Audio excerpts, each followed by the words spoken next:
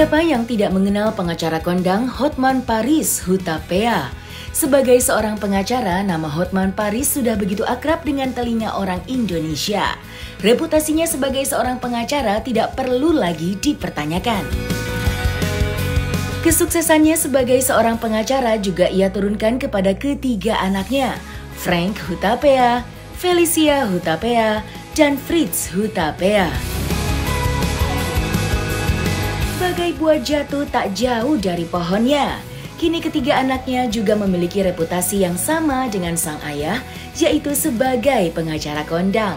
Hotman pun mengaku bangga dengan anak-anaknya yang telah mengikuti jejaknya, terlebih kepada putrinya, Felicia Hutapea, yang kini telah menduduki posisi penting yang berkantor di luar negeri. Lantas, seperti apakah sepak terjang Felicia Hutapea yang membuat Hotman begitu bangga dengan putrinya itu?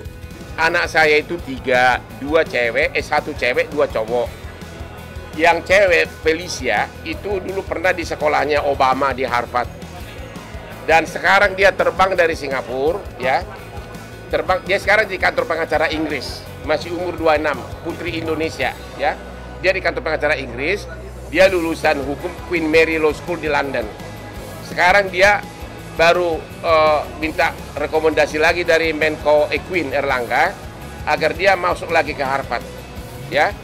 Dan pagi ini dia kirim saya, dia lagi di daerah di perkampungan kecil di Jakarta, entah di mana nih saya nggak tahu. Dia terbang tadi malam, rupanya dia karena kangen sama murid-muridnya. Dia ngajar di suatu nih. Bayangin dia terbang dari Singapura, bayar tiket mahal.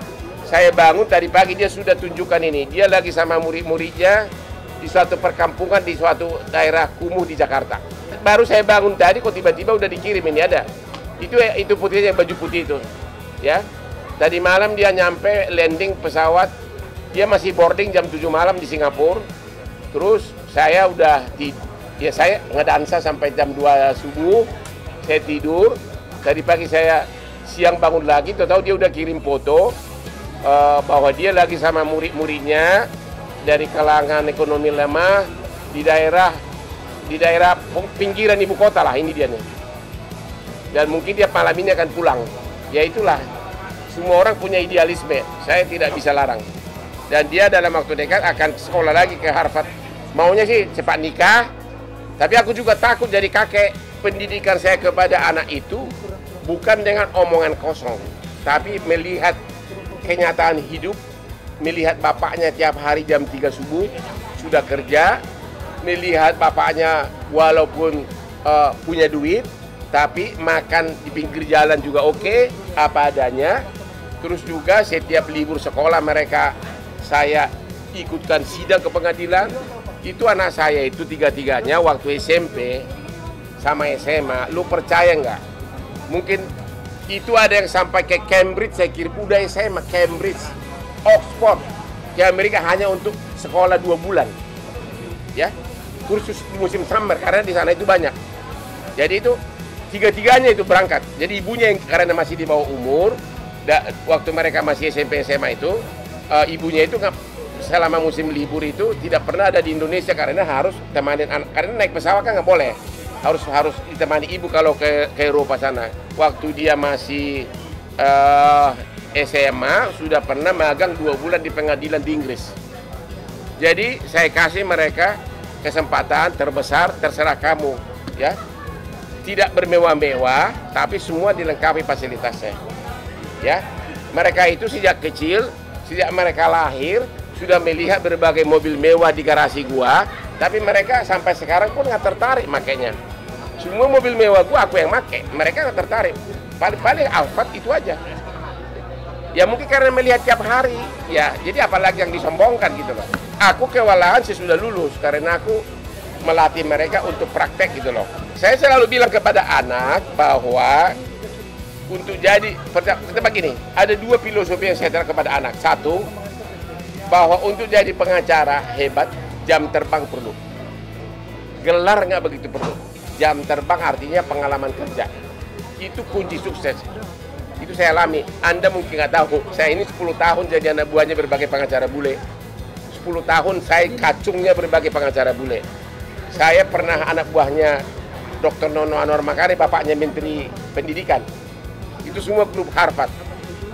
Saya dikirim ke Australia di kantor pengacara yang pengacaranya 700 orang. Saya jadi kacungnya 700 pengacara bule di Sydney 4 tahun. Saya balik ke sini, saya menjadi pimpinan dari kantor pengacara terbesar. Bule-bule yang dulu sempat jadi duluan jadi anak buah saya. Jadi saya itu udah ngalami semua dunia internasional.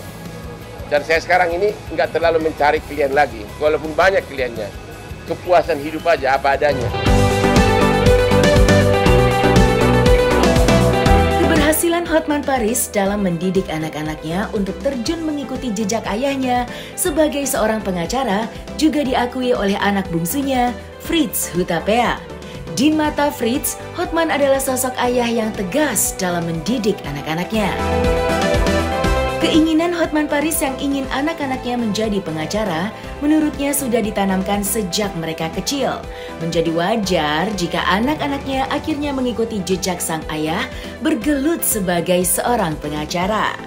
Fritz pun mengaku bangga dengan sang ayah yang begitu serius dalam mendidik anak-anaknya untuk mencapai keinginan apa yang diharapkannya. Bahkan sejak berusia dini, Hotman sudah mempraktikkan pelajaran langsung kepada anak-anaknya sebagai seorang pengacara, yaitu dengan cara membawa anak-anaknya ke pengadilan.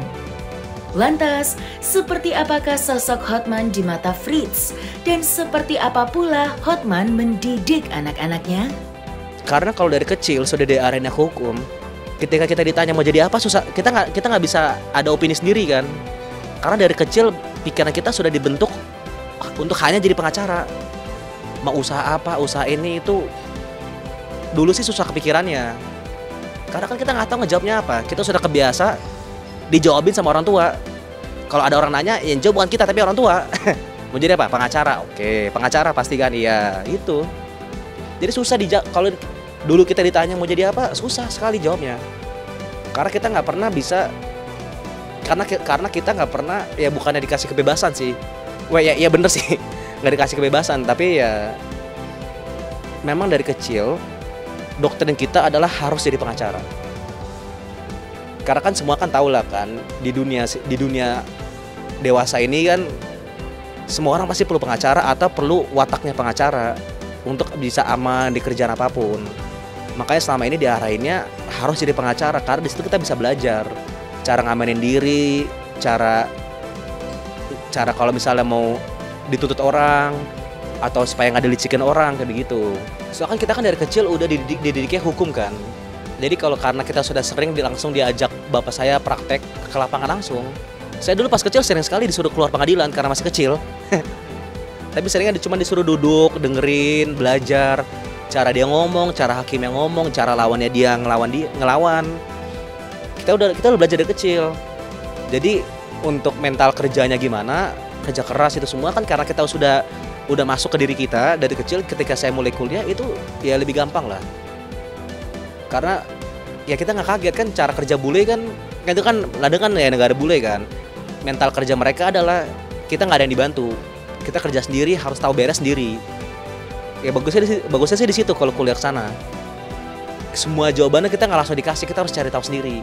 Kayak gitu. Jadi lebih dewasa lah. Sebagai contoh, abang saya dulu pas dia mulai kuliah dia ambilnya bukan hukum.